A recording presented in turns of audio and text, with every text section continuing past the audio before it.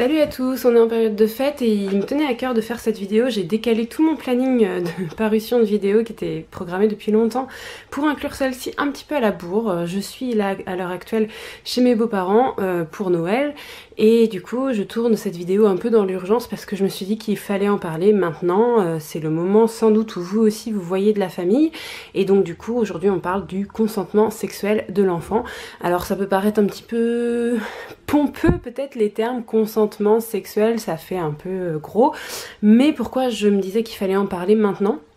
Parce que je fais un rapprochement, et je suis pas la seule, très fort entre le droit de l'enfant à disposer de son corps pour tous les actes sexuels qu'il sera amené à faire dans sa vie, et le droit à l'enfant de disposer de son corps pour manger ce qu'il a envie, faire un câlin à qui il a envie, un bisou à qui il a envie, et même recevoir des caresses, parce que la simple petite caresse sur la joue qu'on s'autorise à faire à un enfant peut être questionnée. Je dis pas que c'est forcément quelque chose de négatif, ça peut être une marque d'amour et l'enfant peut très bien le vivre comme quelque chose de touchant et d'affectueux et de chaleureux. Ça peut introduire un contact et en général c'est pour ça qu'on le fait, pour entrer en contact, mais avec un adulte on rentrerait pas en contact de la même façon. Je trouve que c'est toujours intéressant de se poser cette question, c'est pourquoi on s'autorise ça avec un enfant et qu'on se l'autoriserait pas avec un adulte. On n'agit pas du tout de la même façon et parfois transposons nos gestes sur un adulte ou transposons nos paroles. Est-ce qu'on irait dire à un adulte: oh t'es drôlement jolie aujourd'hui, t'es super bien habillée? Peut-être, mais pas à tous les adultes. Donc pareil, pas à tous les enfants. Ça dépend en fait de notre niveau de proximité avec cet enfant et des choses qu'on a l'habitude de faire avec lui, qu'il a l'habitude de faire avec nous. Un enfant qui va avoir l'habitude d'être dans nos bras va très bien supporter qu'on le prenne et qu'on lui fasse un câlin. Un enfant qui ne nous connaît pas, qui est petit et qui vient là parce qu'il est avec ses parents mais qui n'a pas l'habitude de nous voir nous, n'aura peut-être pas envie lui de venir dans nos bras.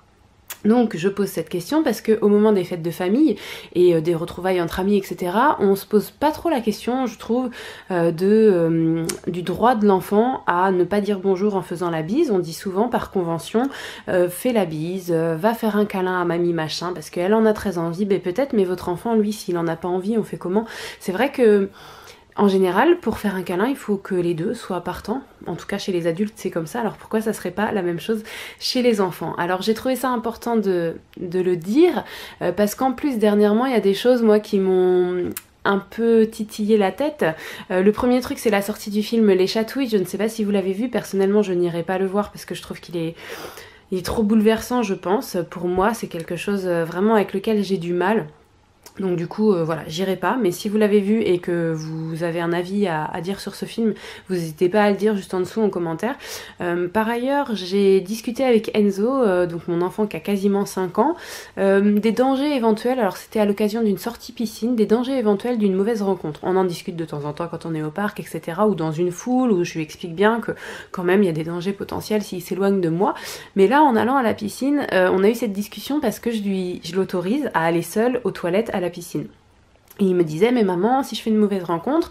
Et donc on a parlé de toutes les choses dans une piscine qui pouvaient le protéger.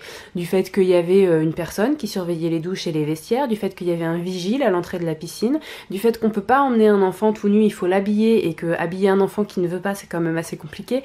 Donc voilà, je lui ai dit qu'il y avait quand même pas mal de choses quand même au sein d'une piscine qui le protégeait d'une éventuelle mauvaise rencontre, mais à la fois on n'est pas à l'abri qu'il voit quelque chose qu'il aurait pas dû voir, qu'il entende quelque chose qu'il aurait pas dû entendre.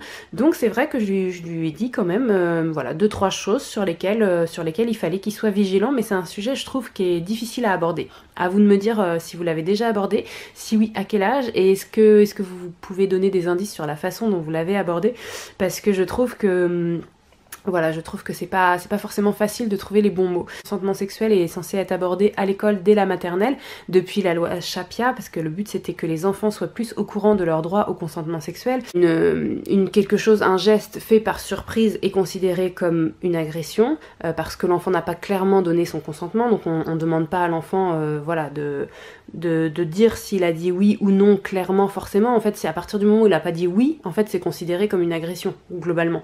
Sauf que pour un tout petit, je trouve que ces choses-là c'est quand même un peu compliqué, et du coup moi personnellement je trouve que ça serait mieux quand même qu'il y ait des âges, des notions d'âge, parce que demander la même chose à un enfant de 5 ans et à un enfant de 11 ans, je trouve que c'est pas tout à fait normal.